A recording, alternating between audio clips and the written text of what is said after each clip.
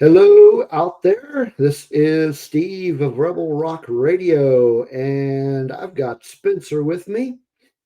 And we Here. are doing a special episode of Rebel Rock Radio. Not really sure what to call these. Bonus episode, episode. It's Yeah. just not a live episode. How about that? So we for this first special bonus episode are going to talk about a comic book. Generally, this is something we would do with the Dingus Den, actually, with the comic book club that you do. Right, But right. we've done the comic book thing here a time or two when we were doing our patron exclusive stuff. But we are going to be talking about Batman the Knight. Oh, you got a different cover than I do. Oh, wait a My minute. slip You know is what? off. I wonder. My slip is off. That's all. Aha! Mine still has the dust cover on it. Yeah, I anytime I read them, I always take mine off because I don't want to accidentally damage it. Because a long time ago, I had a Star Wars one of those sort of like visual dictionary like things that had one of those on it, and I looked at that book so much that that cover just got destroyed. So since then, Yeah, they rip pretty easily. very. So I didn't do that because I actually like the copy that I was reading was from the library, and the library like puts this plastic packaging over Right. all this stuff. But yeah, I was saying that I got about halfway through it, and I was like, "Yeah, I'm just going to buy this myself because this is great." But here is a picture of. I think this is just like a promo for it. Right. It came So out. just real quick. So Batman the Knight. It was written by Chip Zdarsky, who is actually writing the current run of Batman. Yes. And as you see on this promo, it says discover how the Dark Knight began. So this is an origin story, but a different kind of origin story. Like usually you see, like I'll use Batman Year One by Frank Right. Miller as a reference. Like, okay, so this is his first year as Batman. Well, this is completely different. This is like Right. before he even becomes Batman, like before he even knows that he wants to be Batman. He knows he wants to be a crime fighter.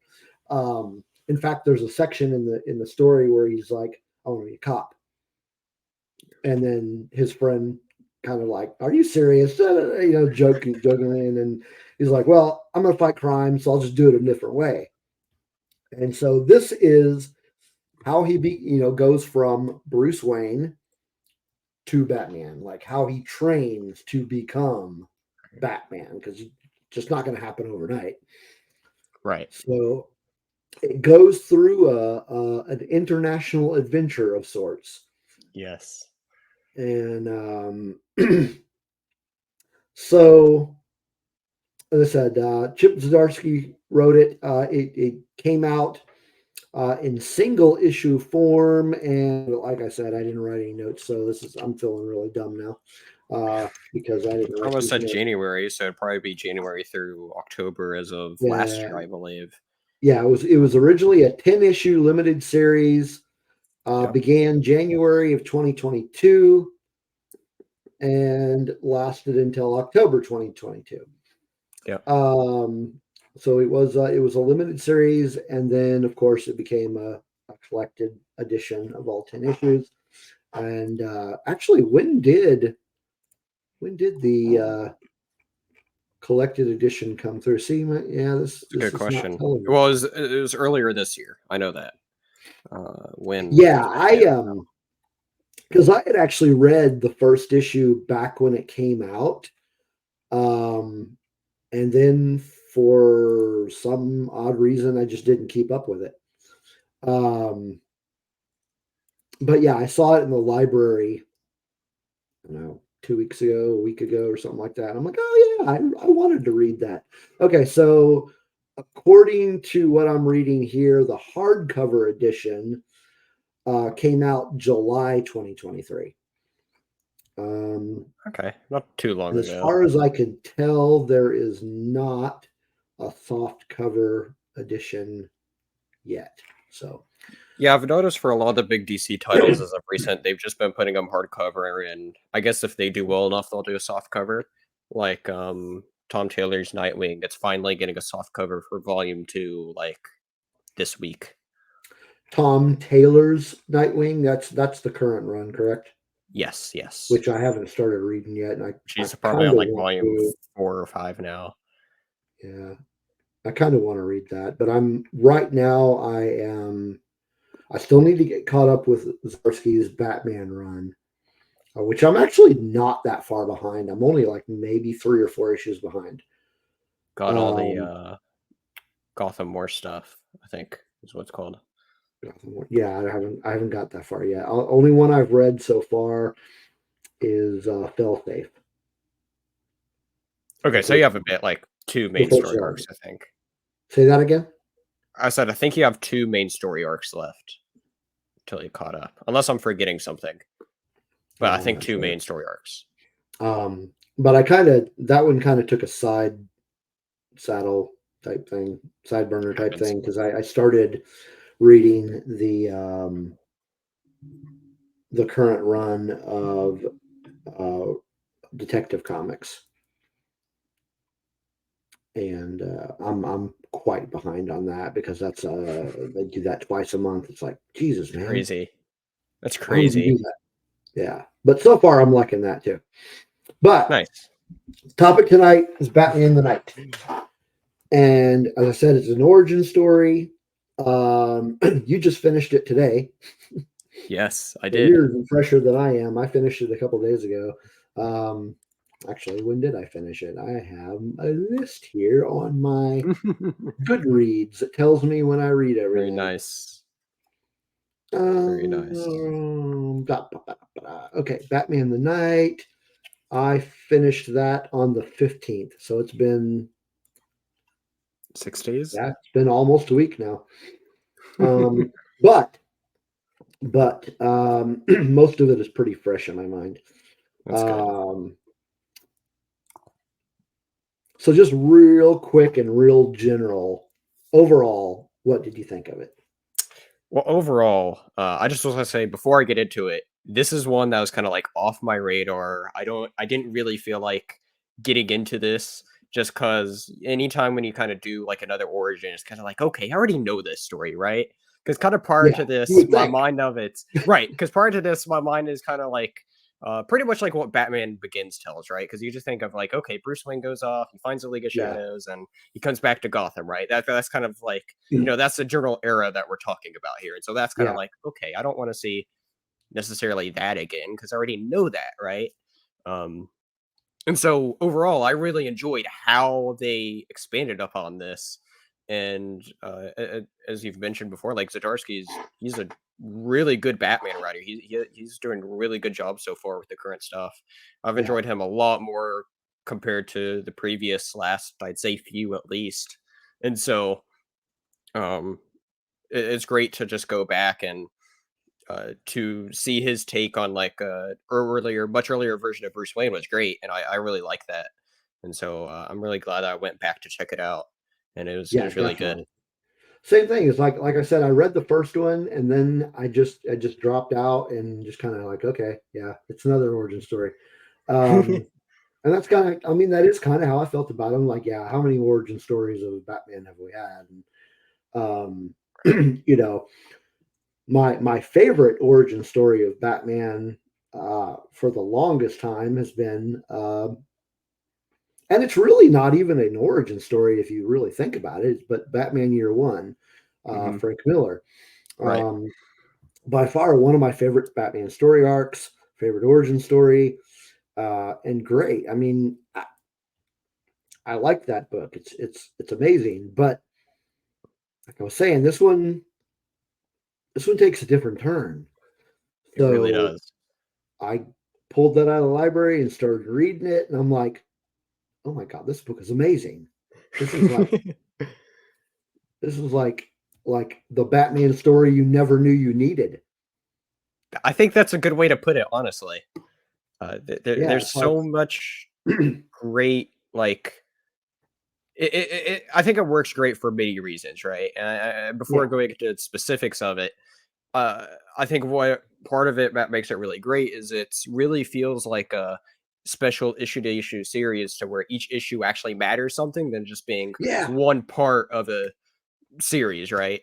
And right, so each issue has a huge standout that ultimately builds upon why Bruce Wayne's Batman or a certain aspect of the character. right.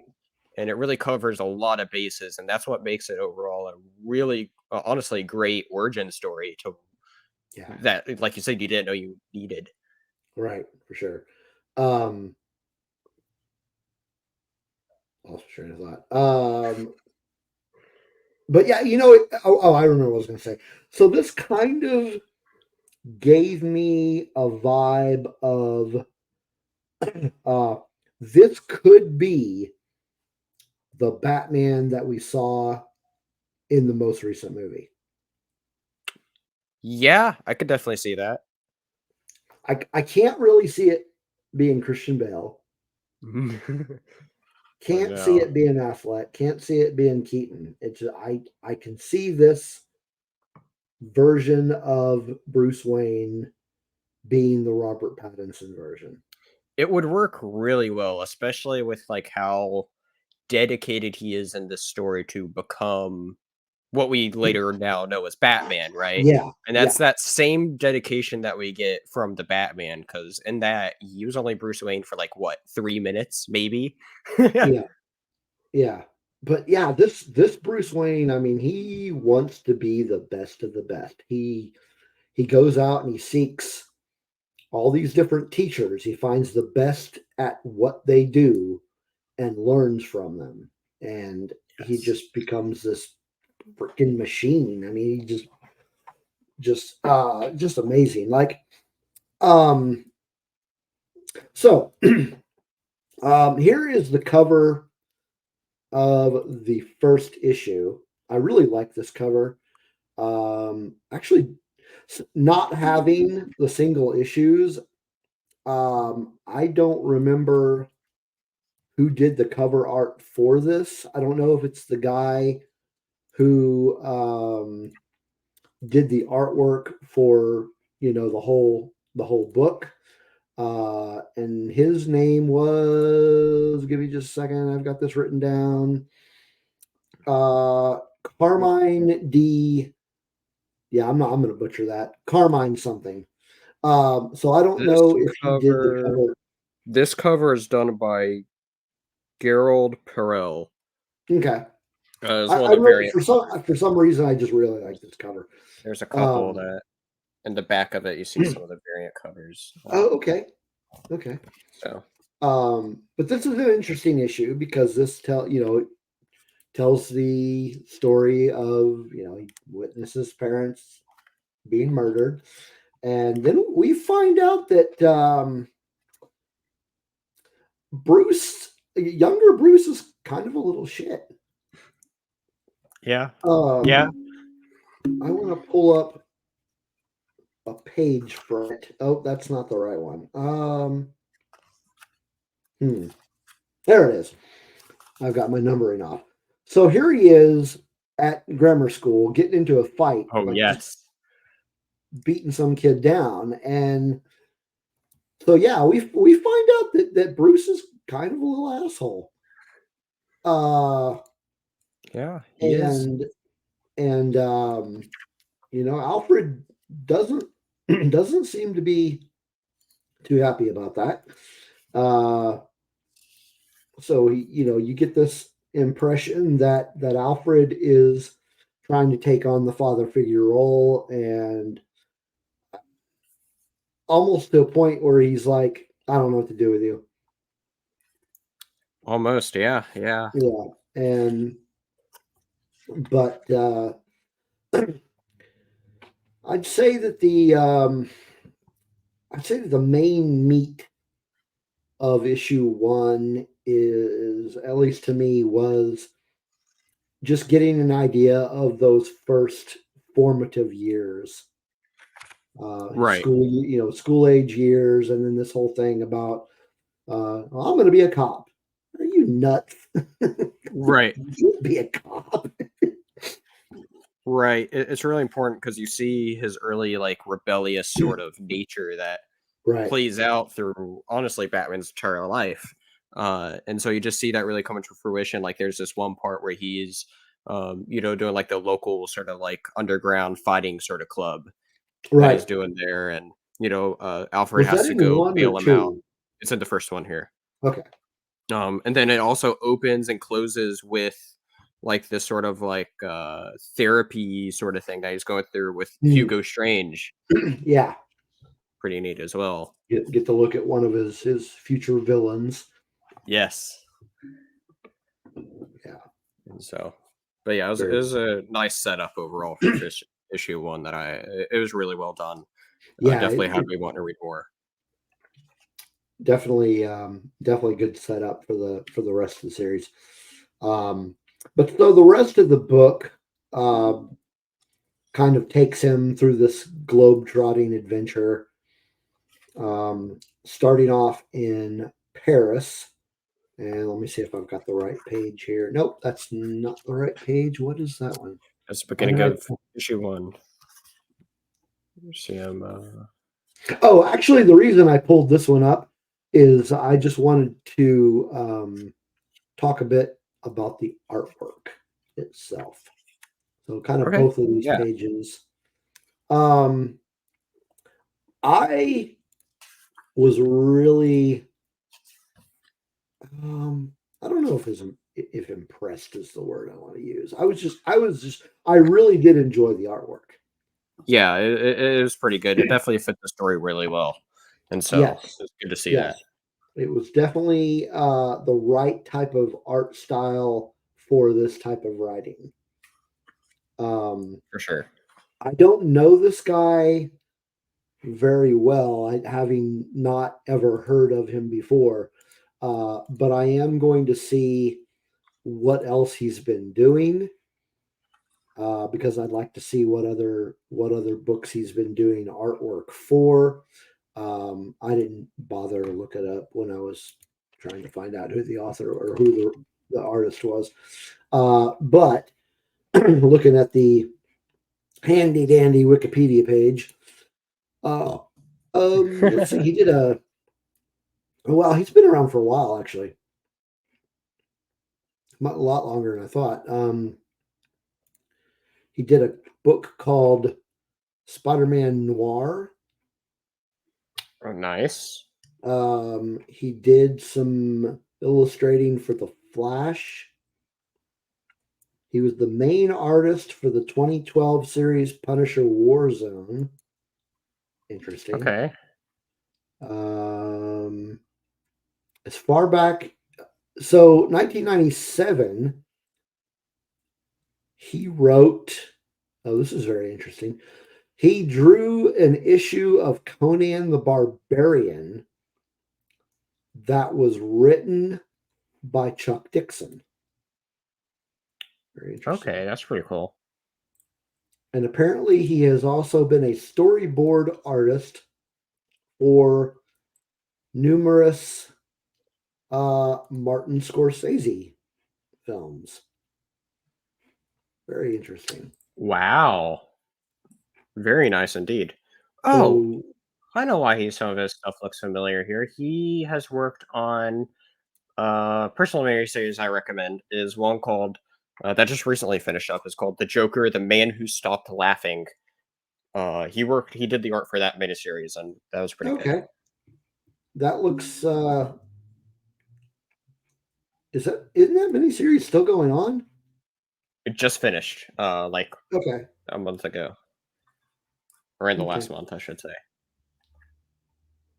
Oh, 12 issue interesting. miniseries.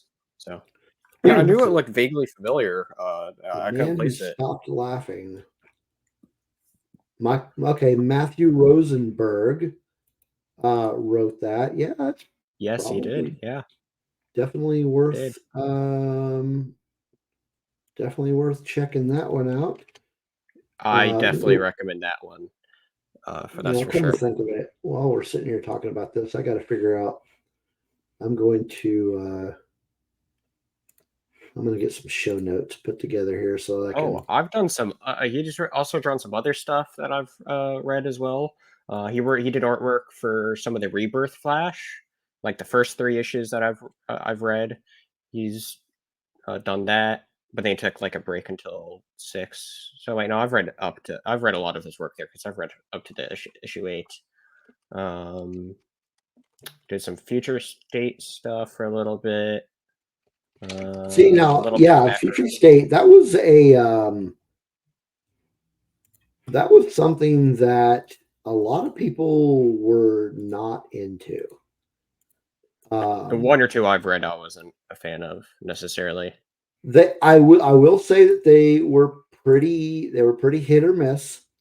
But there were a few that I thought were really good.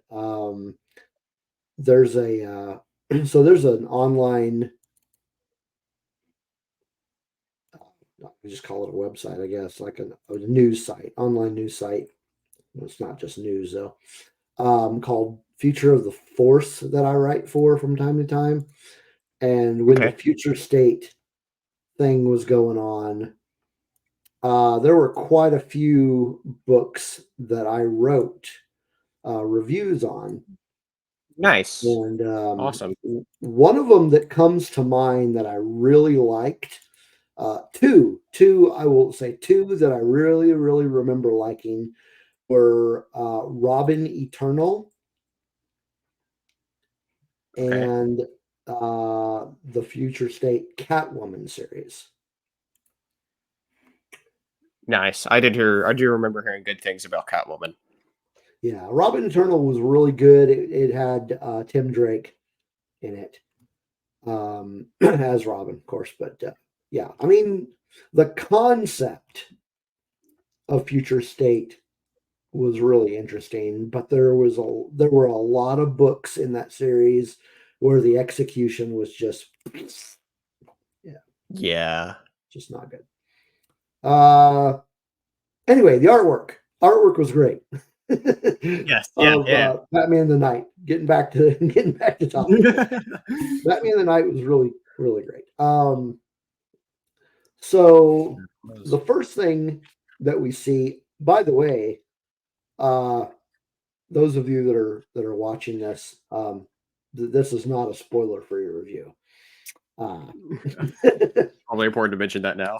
So yeah, that we're a bit in. Get that out of the way. But if you're planning on, I mean, I can't recommend this book enough. I mean, it's an amazing book. But okay, so first we see him go to Paris, and he's learning how to be. I mean, basically, he's learning how to be a cat burglar. Yeah. He tried to be the master thief, essentially. Yeah, he wants to be a master thief, and of course, I mean, when you first see this, you're like, what the hell? What is he thinking? But in the grand scheme of things, like, okay, this makes sense actually. Why he would want to be a master thief. So we get the he's training under who I guess figures out is the best cat burglar in the world. And during this little adventure with her, he meets up with a name that probably sounds familiar to a lot of people, but it's not the same person that you might be thinking of. But I'm referring to Henry Ducard.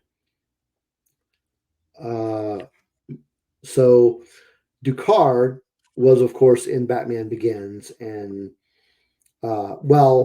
his name was, but it turns out that was actually Ra's al Ghul. But yeah, he uses the name Ducard. But Ducard is a French detective, and so he not only spends time in Paris learning how to be a thief, but also learns how to be a detective.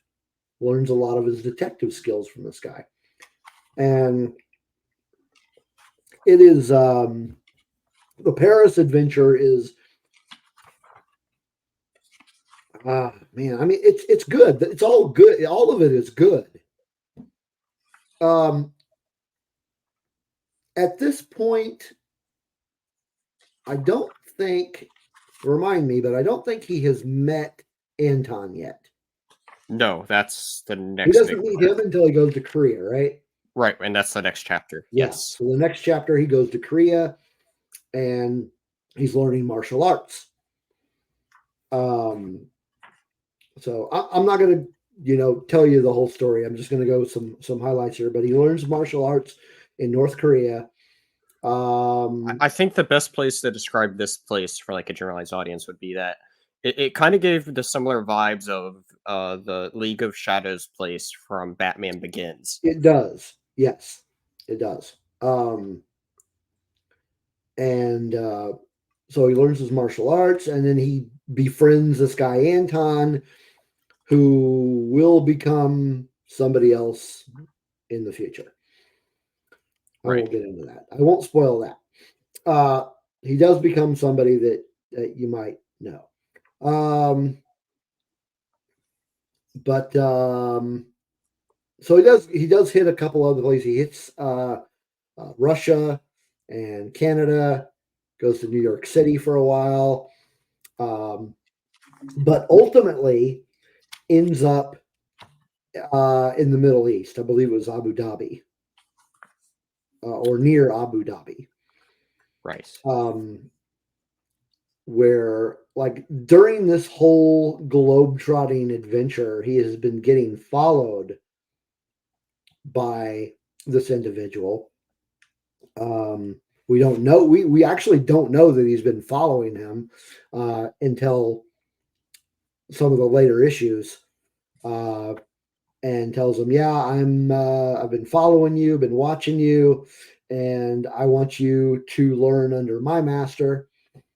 And it is there in Abu Dhabi that he goes to a big compound and meets Ra's al Ghul.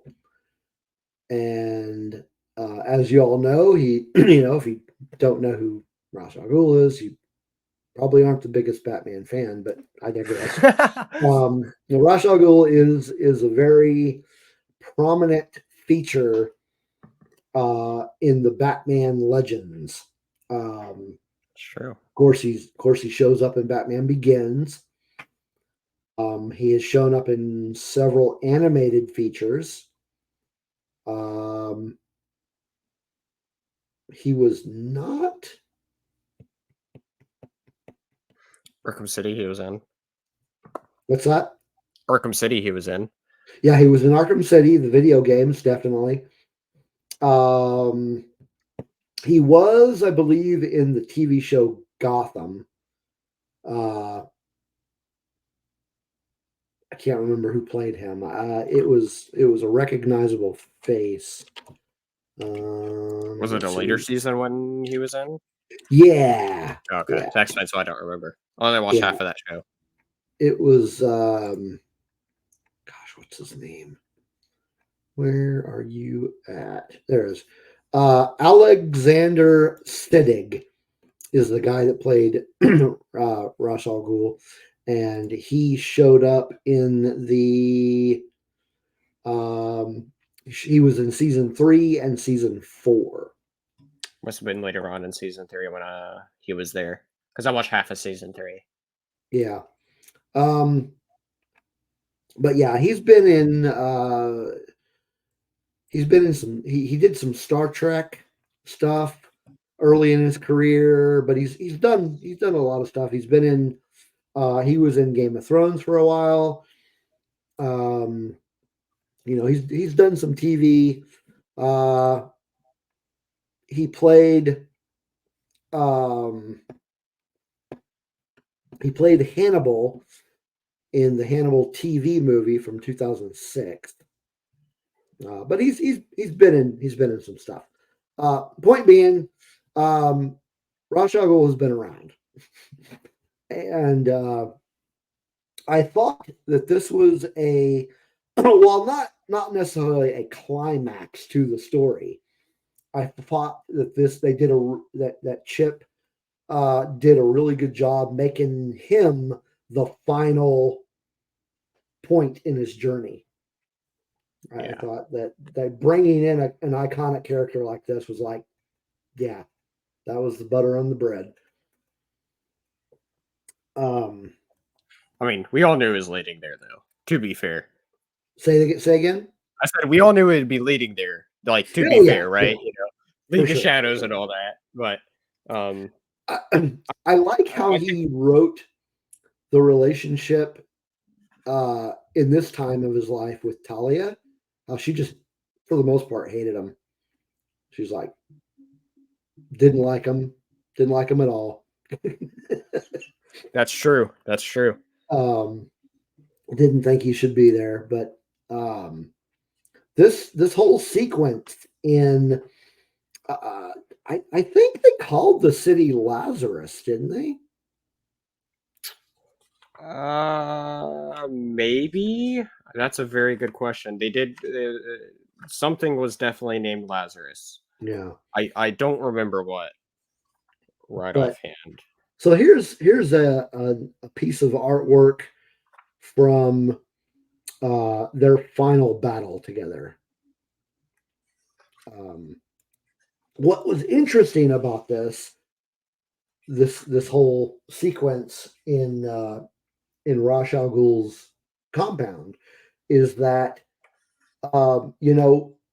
Ra's basically had talked Bruce into joining his cause. Like it wasn't like, from what you're typically familiar with is Bruce always saying, no, I don't want to be a part of your crusade. That's not who I am. That's not who I want to be. Right.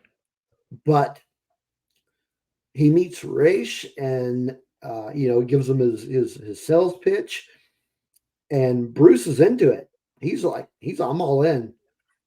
I'm Yeah. good for this. And it wasn't until that whole you're gonna have to kill people. Okay, I'm out. Right. Yeah, Right.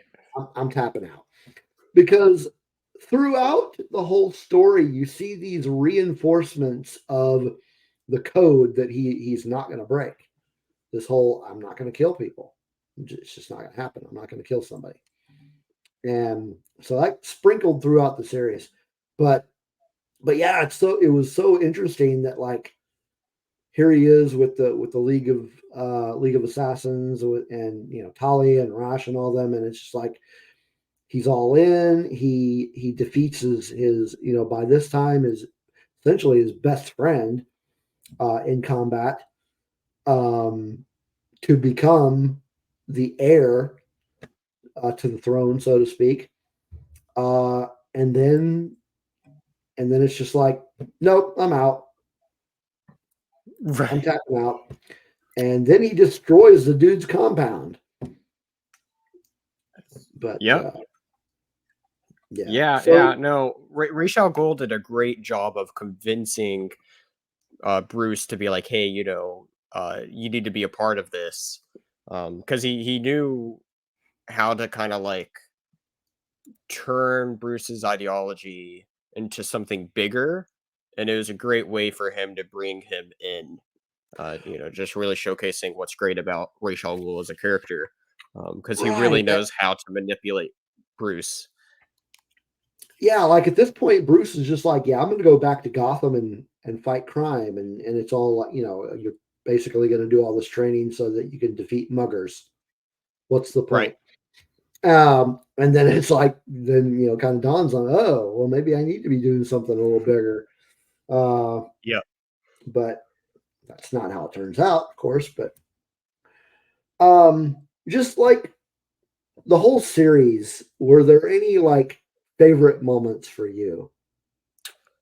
Favorite moment. Well, I mean, there's so many that stand out just because each issue, like you said earlier, it focuses really on a huge different aspect of uh, why Batman's kind of the best of everything that you kind of think about, right? Yeah, Like we yeah, talked about, one issue he's the thief, the detective, one after another. But one chapter that really stands out to me that when I was reading it first, I was like, well, this is kind of weird. But at the end of the day, it kind of like fits and makes sense. But there's this whole issue dealing where he wants to learn magic, and that just doesn't work out for him. Yeah, And trying to give the reason of like, hey, yeah, no, you're not cut out for magic because you know, it requires things that like sacrifice that you can't sacrifice. yeah, Which also goes so much against, or not against, into sort of like the whole theme of uh this kind of like whole story as well, because it's like he's throughout the whole time he's trying to learn all these things while also not sacrificing why he's doing this in the first place. And this becomes not only in that chapter, but like in the chapter or two after, there's another huge part of where that really plays into where he's like, well, if I keep on doing this, am I really what I am? And but I've found it really interesting that they directly address magic in that way. Having a whole issue that was magic based, which you wouldn't think about being in a Batman story either, right? Because this whole time and up until that point, it felt like a very grounded story. And then next thing you know, it's yeah. just like, oh, here's all this magic stuff that ended up working out, I think, well. Like, it's definitely, I don't know, it was kind of weird because it isn't what you think of from Batman, but it also worked well in the context of the story. Yeah, I thought this was interesting in the way that it was almost like they like Zdarsky was thinking, how can I introduce Zatanna and Zatara? Like just Yes. random. It was so random. Like, how can I introduce these characters? But yeah, they're really good. Like, I think my two favorite parts of his journey are the Paris one, specifically the detective stuff, where they're trying to find that murderer. Yeah, that was really good. And him learning how to, deduce clues and whatnot, and becoming a detective. Because what's Batman without being a detective? Right. So that was one of my favorite parts. But then again, I got to say the Middle East, the Abu Dhabi scenes were phenomenal. I gotta say, my favorite part is the one where they're actually in Canada. I think I think that may be my favorite section of this. From that, because you track somebody that's off the grid, not exactly saying what role they are, but then you sort of have like this huge revelation that comes out in the middle of it. It's kind of one I was expecting, but it's such a huge vital turning point in the story as well that really helps set up kind of like what happens in the second half overall. And it was such a great thing there. Yeah. And so I just realized I haven't been playing the music this whole show.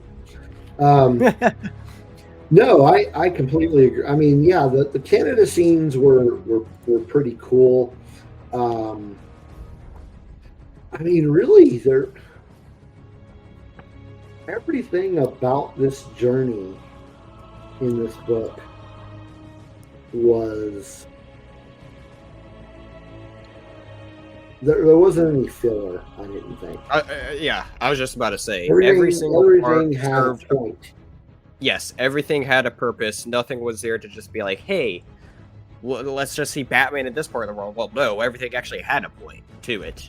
Yeah. And each point was even the Zatanna part that seemed so random. It was interesting. Wasn't expecting that at all. That's for sure. Yeah. But yeah, no, definitely check it out. Like, that's the thing. It was just great because it had so much. I think the tagline we used earlier of like it's the origin that you never knew you needed, I think is the best way to put this, because it's you just get a great expanded version of what you thought Batman did while he was gone, or Bruce Wayne before he became Batman, and it's I don't know, it's just really well written. Like you've seen the origins where he's already Batman, but he's just new to it. Batman Year One, he's already Batman. He's just he's not quite Batman at the beginning, but he is doing his crime fighting thing. He's already into his crime fighting. In the Batman movie, he's been at it. This is like a second year, I think they said. Yeah. So he's been at it. He's got a little taste for it. But again, here you figure out, number one, why he became Batman in the first place. I mean, you know that Right. I made a vow that this won't happen to anybody else, after seeing his parents. There's more to it. Right. It's not just, some overnight decision that he made. He's like, he came to it through all these years. And, it culminates in he goes back to Gotham, and, him and Alfred reconcile, because Alfred really was not too keen on this whole idea. He wasn't. He didn't think this was a good idea. No, of course not. Of course not, right? Because his goal is to protect Bruce, but obviously Bruce leaves him, and so I mean, fairly early on, there was kind of like a role that Alfred plays distantly that worked really well, but and it made for a really great way to end one of that particular issue where that did come up. Yeah. But yeah. So, as I was saying like earlier, my favorite origin story, and one of my favorite Batman story arcs in general, as I had mentioned, has always been Year One. But after reading this, I think that one's been knocked out of the running. Interesting. Because I will say it's been a long time since I've read Batman Year One, but from where this ends off, it makes me want to go reread that since it's been a few years. it wouldn't be a bad idea to go check it out. But this is it's just a better origin story. It's a great origin. And It's really, it's a lot more compelling than Year One. I'd agree with that. I find Year One to be it's a great classic to really show Batman's early years, but Yeah. it's never been one of my favorite Batman stories, even though it is a vital, important. It I is mean, really good, it, but it's it never is been a favorite. still it is still one of my favorite Batman stories. Still one of my favorites. But as far as Batman or origin stories in general, Mhm. I don't think it's my favorite anymore. I think the Knight has knocked it off its perch, so to speak. I mean, I don't know what others there. I guess there really would be other than those two, but I definitely like the Night more as well.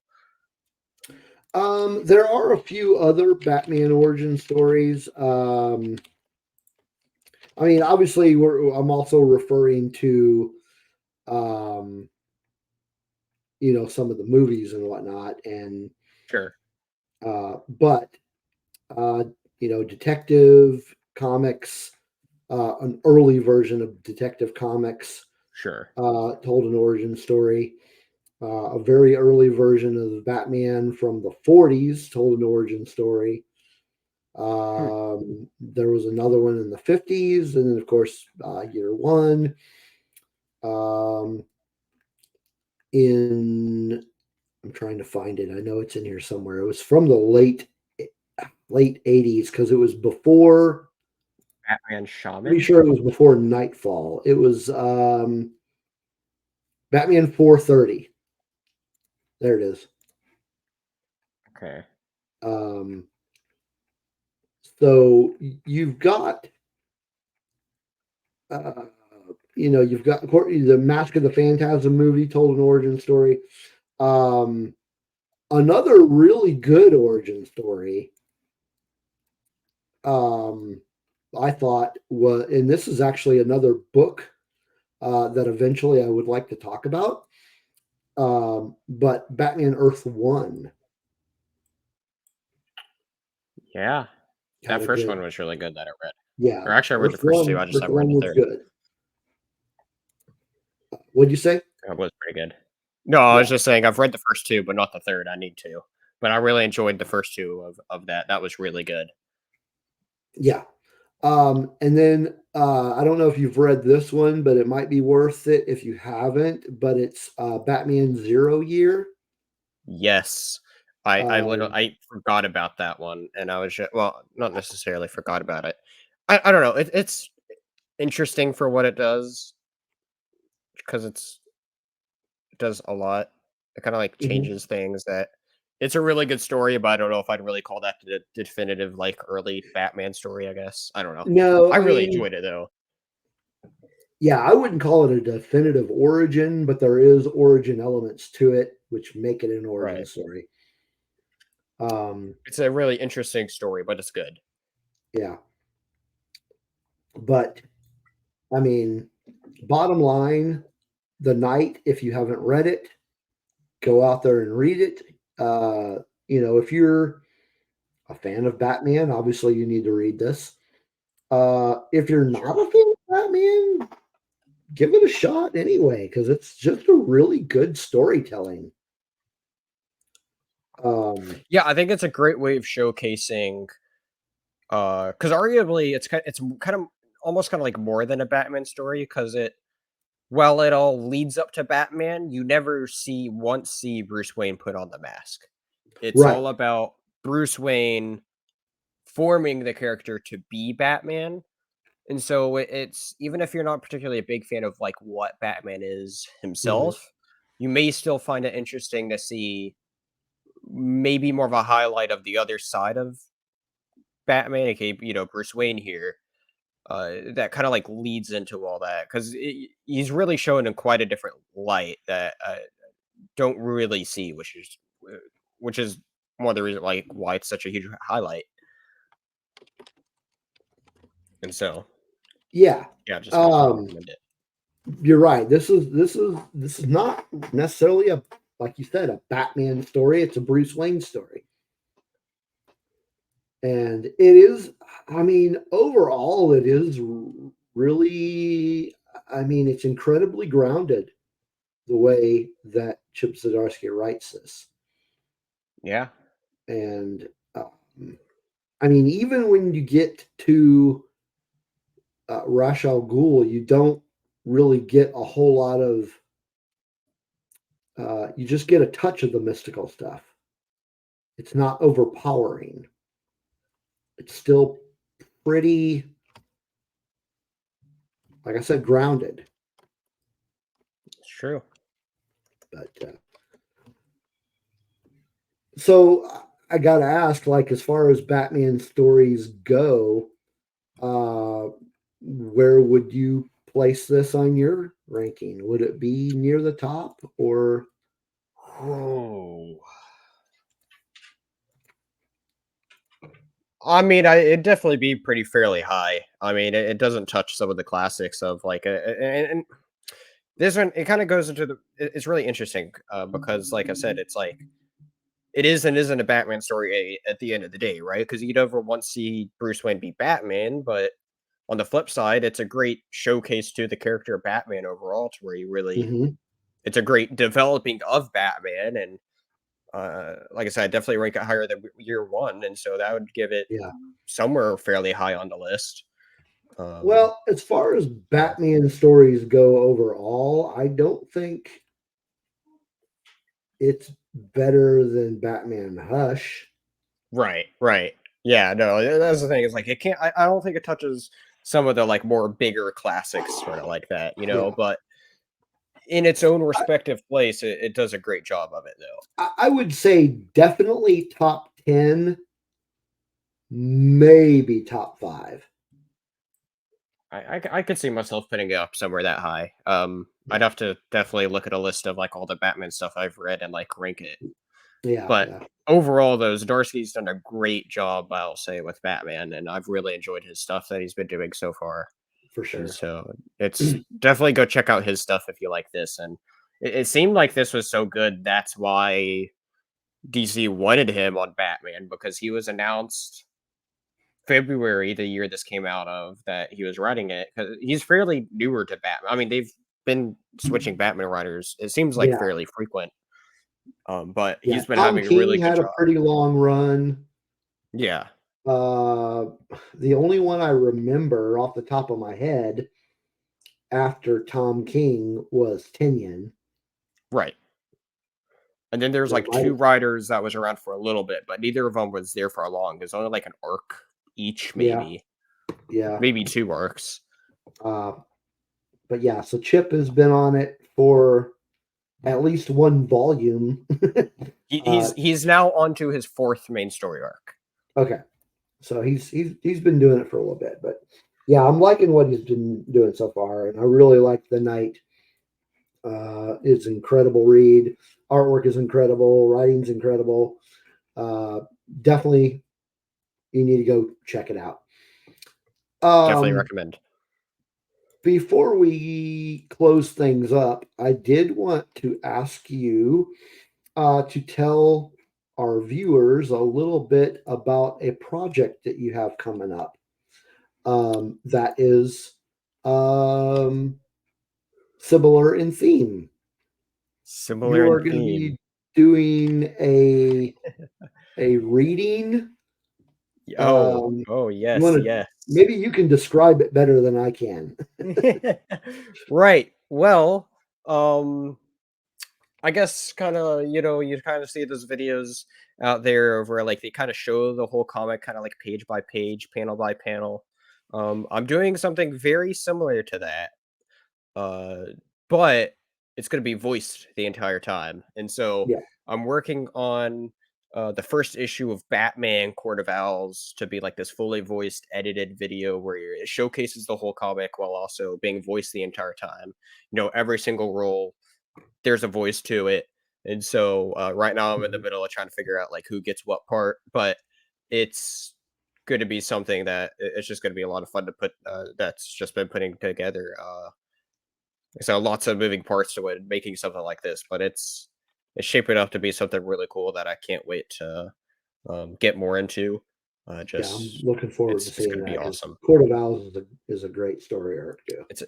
Yeah, I kind of had this idea for a bit, and I was kind of like, what story do I want to do?